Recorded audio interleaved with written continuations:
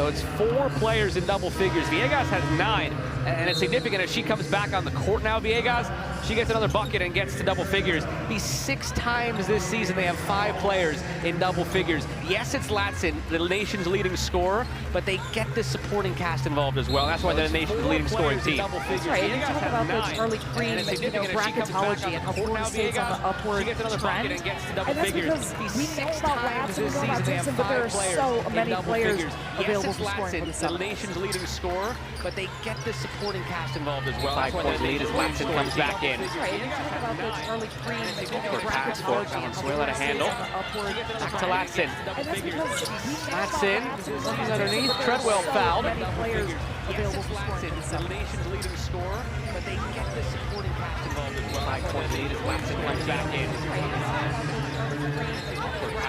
Treadwell flashed at times, the freshman. I've seen her minutes double as a sophomore now. Treadwell fouled. And a foul.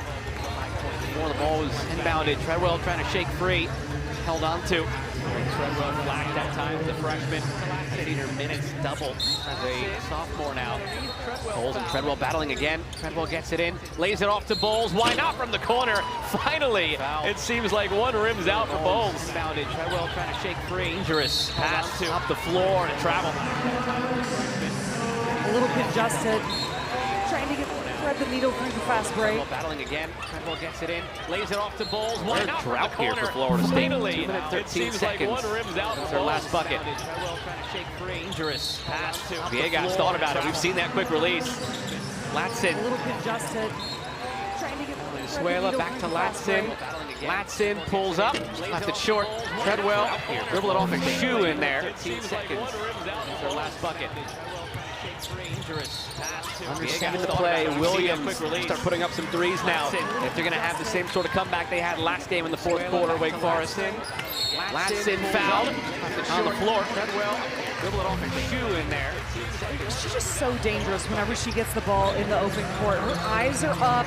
She's always feeling where the defenders are at, sizing up the spacing. She's always dangerous as a point guard, being able to read that space and filling in the attack, willing to stop it well. She's just so dangerous whenever she gets the ball in the open court. The drive here and she'll head to the line looking for a 3-point play. She can shoot it from deep. She can muscle you off inside. The only thing that they want to see more of is that mid-range game, but a nearly complete player already. Yeah, and you see it right here. You know, I mentioned it in the open court, but it's about reading that spacing, the physicality right there. Seeing if you can get a few more inches to get that jumper off. I don't know, I believe that her mid-range game is there. The only thing that they want to see more of is that mid-range game, but a nearly complete player already. Get that first step and get downhill. Right here. You know, I mentioned it in the open court, but it's about reading that spacing, the physicality right there. Seeing if you can get a few more inches to get that jumper off. I don't know, I believe that her mid-range game is there. The only thing that they want to see more of is that mid-range game, but a nearly complete player already. Get that first step and get downhill. Right here. You know, I mentioned it in the open court, but it's about reading that spacing, the physicality right there. Seeing if you can get a few more inches to get that jumper off. I don't know, I believe that her mid-range game is there. The only thing that they want to see more.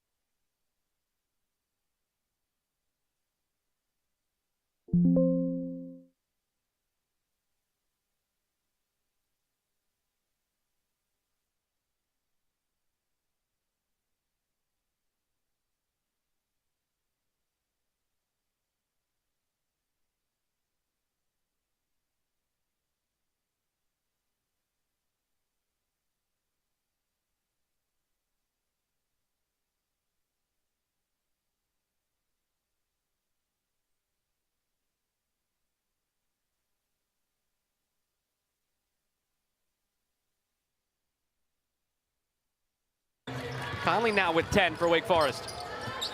They quietly have 3 players of their own in double figures. Conley, Williams, and Hines. Valenzuela lets it fly and connects. How about that? That's what you call easy offense. Just spotting up. Nice little pass from Latson. So many different players who can pull up great complementary pieces for this team. Count them up over there on the railing. It has been a busy day.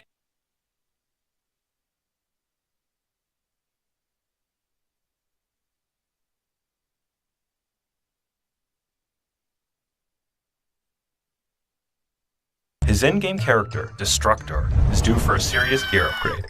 Unfortunately, the gear defense is a lot man zone, man zone. When you got some guys that haven't played together for 4 years, there's going to be these little gaps in both areas. So I think people are seeing and probably maybe finding some takes about when they are in certain defenses and then just attacking them. First time they've lost 2 in a row all season. Biggest key before we send it out there. For Nebraska, you got to rebound at a high level, take care of the ball, and if I'm Oregon, get those guards going. You look at Jadarian Tracy, you look at Jackson Shellstad, 2 points combined at UCLA. Nebraska's got to play with some confidence. They are a better team than that league record. Go get this one if you want it. They have struggled in close games. Oregon has thrived in close games. If it comes down to the wire, we'll keep that in mind. Here's Guy Haberman. Basketball on the Big Ten Network is presented by Jeep. The Nebraska Cornhuskers come to Eugene for the first time in over 12 years to take on the 16th ranked team in the nation, the Oregon Ducks, here at Matthew Knight Arena. Nebraska coming off a signature overtime win over Illinois. That snapped a 6-game losing streak for them.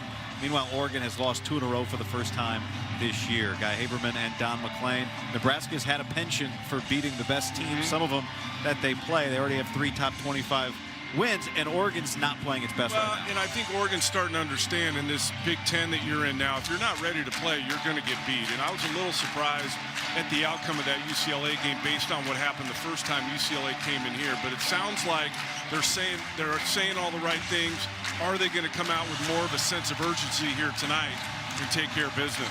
Well, a change of the starting lineups. The lineups presented by Jeep. In the middle for Oregon at the bottom, Keyshawn Barthelemy, a candidate for one of the best 6th men in the league. He's going to get the start for the first time this year. Then for Nebraska, of course, Bryce Williams, 6th in the league in scoring, and Berke Buyukdengel is back in the starting lineup after coming off the bench against Illinois. Bryce Williams has been terrific all year. The idea behind inserting Barthelemy into the starting lineup is to try and take the ball out of the hands of Shellstad a little bit, free him up for a little more catch and shoot game, because they need his production if they're going to win. Did not score in that UCLA game, and so let's see if it works in putting Barthelemy into the starting lineup and what it does for Shellstad and others. A stunning loss. Not that it happened, but how dominant UCLA was. Exactly. Here's Nate Biddle in the paint for the dunk. Well, one area to keep an eye on, Nebraska very good at limiting paint touches, paint scores. They just don't let big score down there. But Oregon thinks they can do it. They're going to put Biddle in position to get it in the paint, and if they come, he has the ability to spray it out and get guys looks on the perimeter. Here's Andrew Morgan with it at the top, and Biddle giving him plenty of room. They're not giving Williams any room, but Buyukdengel gets free, and he can't connect. You know, being at shoot-around for the first time for Nebraska, they run, Fred Hoiberg runs really, really good offense. The difference this year versus last year for Nebraska, they're just not as good of a shooting team as they were last year. They could out-offense people last year. This year, just not as good offensively, so as Gary gets the foul, they get back to their defensive principles. That's why they won that Illinois game on Thursday. There's Dana Altman, of course. He's put together an incredible run here at Oregon, but the roots are worth noting today. Born and raised in Wilbur, Nebraska, just 40 miles southwest of Lincoln, where some of his family still lives. His father's still there, his brother, two of his sisters live in Nebraska. His brother, Dirk, who was a walk-on football player for Tom Osborne at Nebraska, is here today. Of course, Dana Creighton for a number of years as the head coach. A lot of ties to this game. It's fun to see this stuff now that Oregon is in the Big Ten, all the connections that we've found out along the way with the 4 schools that entered the Big Ten this year. He had a relationship with Tom Osborne when he was the coach at Creighton. They spent quite a bit of time together, and Osborne would come and talk, and he had such glowing things to say about him. Here's Barthelemy, who's been quick to shoot off the, not off the bench, so to speak. Fred Hoiberg, who was recruited to play football by Tom Osborne to Nebraska, born in Lincoln, but raised in Ames. I mentioned the offense guy and the NBA influence. Obviously, Hoiberg coached in the NBA, played in the NBA for a long time, and just that's why I said earlier how good their offense is, just unique in how creative he is on the offensive end. Bryce Williams is a tough guard because he's all the 6'7". He initiates the offense a lot, but he's the primary scorer as well. What a pass. Whoa. To Andrew Morgan. And that's why you like 6'7" point guards, because they can see over the top of the defense. That was incredible. Williams coming off 27 points. He had 8 of them in the overtime. How about for Nebraska, who looked like they were going to run away from Illinois the other night? Illinois came back, tied it, sent it to OT as Angel misses the 3, and you wonder how would Nebraska handle Illinois erasing their lead, and they won it in overtime. They're a veteran group. Williams and Juwan Gary are both 6-year guys, so they've been around and they've been in those types of games. It's just they needed confidence. You know, they lost 6 in a row, and I don't care what team you are, what player you are. When you lose 6 in a row, you start to not believe as much. You take a look at Williams coming off that high ball screen, great delivery to Morgan. But I just got the sense today watching shoot around that Illinois game did a lot for Nebraska. Now, that doesn't mean they're going to come in here and win, but I don't think we're going to see another 6-game losing streak out of Nebraska. They played so many close games, even in that losing streak. Yeah. One of the games was an overtime loss. 3 others were 1 or 2 possession games. Juwan Gary with Bamba right on him. Now here's Williams.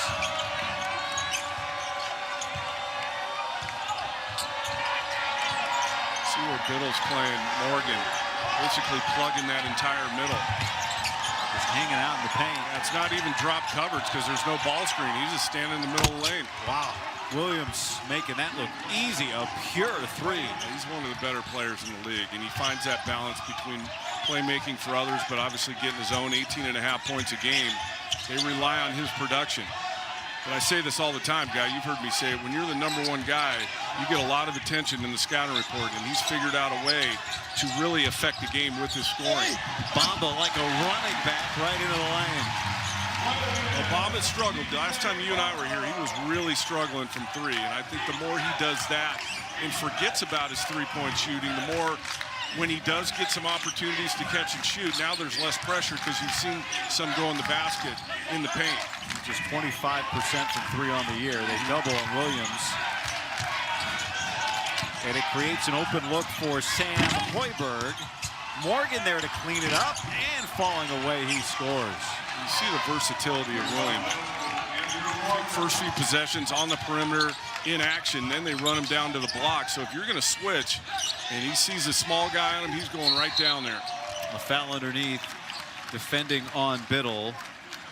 And it's against Andrew Morgan, his first. Off to a good start here in Eugene.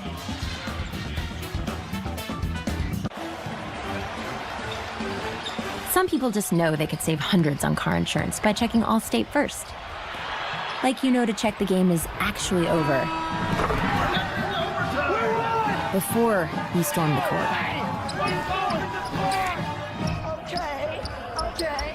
Okay. Yeah, checking first is smart. So check Allstate first for a quote that could save you hundreds. You're in good hands with Allstate. Looking for what comes next? For that moment when everything finally... 1 minute!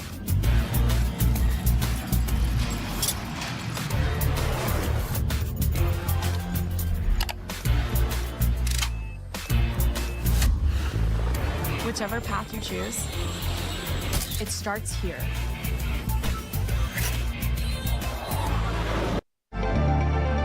We're so confident in the capability of our SUVs and the performance. Powering a city's changing energy and utility needs, or maintaining a large fleet of aircraft.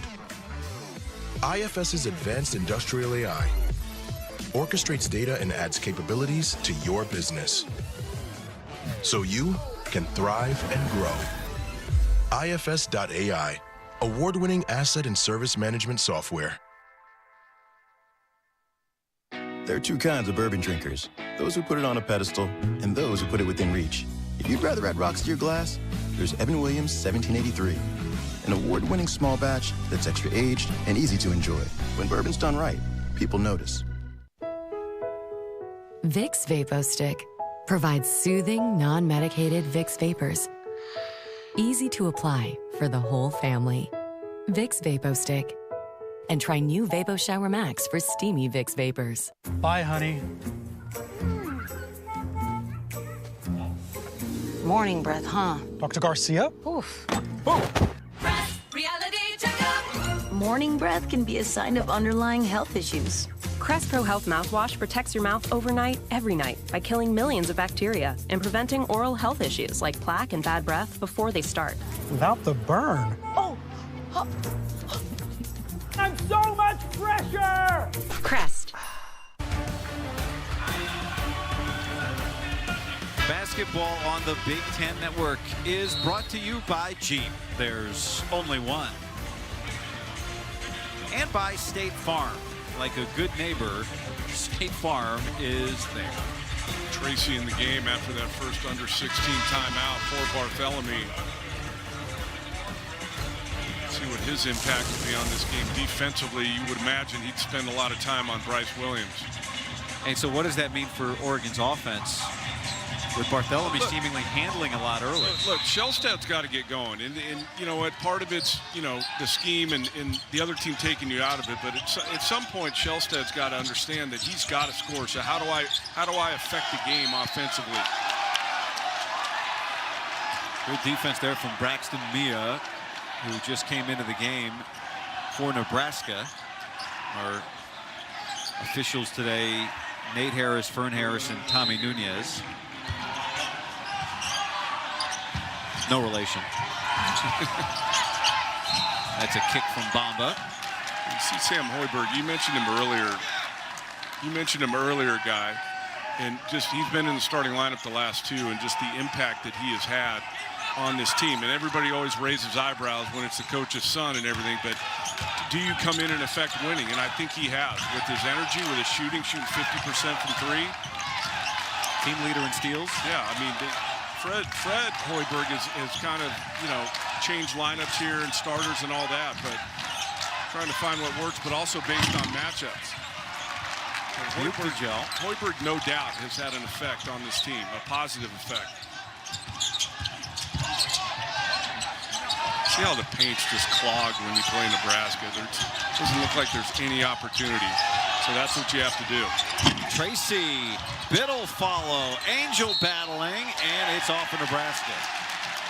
If they're gonna have guys that low man always in the middle, which a lot of teams do defensively, you got to drive and kick, spray it out to shooters, and then it's up to them. Angels had a good look. They've had a few good looks already. Just got to knock them down. But again, we mentioned the slow start of Oregon. They're off to another one here again tonight. 4 points in the first 5+ minutes. 2 of 8 shooting. Raleigh Rooster makes his first appearance in the game. Yeah, I don't mind Shellstad's first jumper misses. I don't mind that guy. That's exactly what I was saying. Try and manufacture some of your own and get the pressure off. Well, 2 players on the floor now for Nebraska in Mia and Rooster, who played against Oregon before at Washington and Utah respectively. That foul is on Biddle, and it's his first and the second team foul. Wednesday at Ole Miss, a hoops tripleheader as the Ducks take on Michigan. Illinois squares off with Rutgers, and the Huskers clash with the Huskies. Good luck. Coverage begins with the tip-off show at 6 Eastern, 3 Pacific, only on the Big Ten Network and the Fox Sports app. Speaking of affecting winning, this Jawan Gary, he's got good numbers, but they're not eye-popping numbers. But when you watch Nebraska play, just all the little things that he does, and he fills up the box score. It's just not tons of points and rebounds and assists, but blocks, steals, guards the opposition's best front court player almost every night. Good player. Still finds way to average 12 a game. Misses that free throw.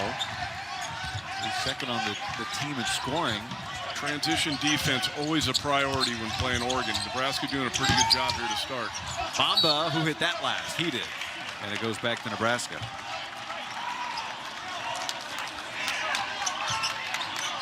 The second half of conference play. This is when both of these teams beginning today. This is when it really gets tough individually, offensively, because there's so much film. The scouting report's bigger. And so if you're a primary guy, it becomes even more difficult to get what you normally get. What you saw yesterday was the beginning of the second half of conference play for Michigan State. After they won the first 9, or at least it was the end of the first half of conference play after they won the first 9. And Michigan State going into a gauntlet of the second half of Big Ten. They have just one non-quad 1 game remaining. It's Indiana at home. We saw what Indiana almost beat Purdue on Friday night on the road. Biddle. I thought we'd see more of this, especially when Mia came in the game, that you'd see Biddle out on the perimeter. He is a capable three-point shooter.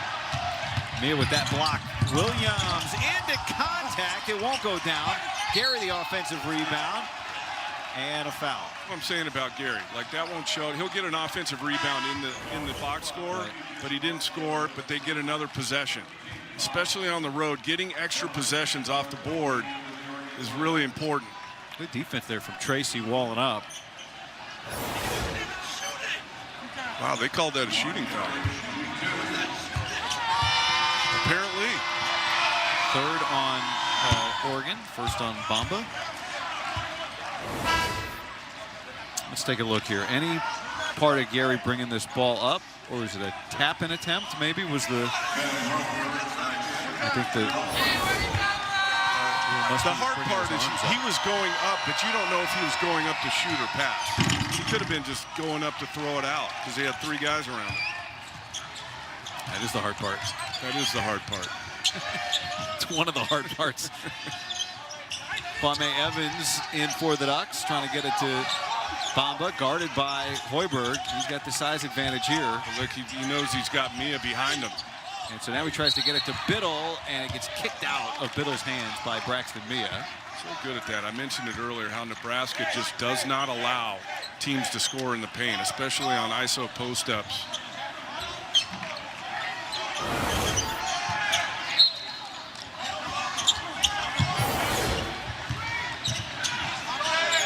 Just about 7 minutes gone by here in the first half, and Oregon's got 4 points, Don.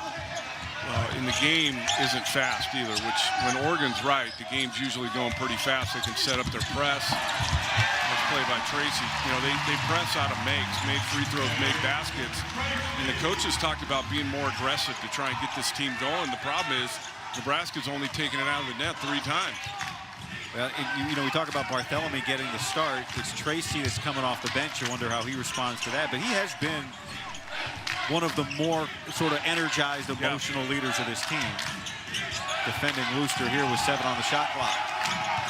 Around a Mia screen. Wooster, tough shot. Raindrop. Not known for his scoring, known for his leadership and toughness. We saw him for years at Utah in the Pac-12. Gets that one to go down. Bartholomew back into the game now, playing with Tracy.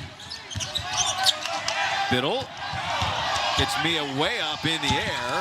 And the third effort, no! He missed 3 in the paint. You know what, though? I would have preferred, after the good ball fake by Biddle, just slide to the side and shoot the 3 instead of taking it all the way in there. And it's out of bounds off of Nebraska. Oregon trying to get it going. Nebraska trying to follow up that Illinois win with another top 25 victory on the road. That was a new car, huh? Yep. Big L. Ellie? You called for a big L, so now she's serving. Get it, girl? I meant my car. That is a big loss. Oh, you don't need an L. You need a W. Like a good neighbor, State Farm is there. Just give State Farm a call. We'll get to work. Excuse me, guys, but the queen is already working here. Like a good neighbor, State Farm is there. Eat Lux your way with the new $5, $7, and $9 Lux Cravings boxes from Taco Bell. The $5 Classic box is iconic all over. The $7 Supreme box has your decadent favorites and then some. The $9 Discovery box introduces you to your newest obsession, like cheesy dipping burritos. Introducing the new $5, $7, and $9 Lux Cravings boxes, only at Taco Bell. Old Trapper beefs. One upping. I'm a big Old Trapper fan. Not bigger than me. I love Old Trapper. I love how tender it is. Don't forget the wood smoke flavor. What about the clear bag? That shows you exactly what you're getting. Savory beef. Quality ingredients. I'm their biggest fan. I'm their Old Trapper, what's your beef? The official beef jerky of the Big Ten. Will you sign my bag and my tattoo? I can't wait for America to see this.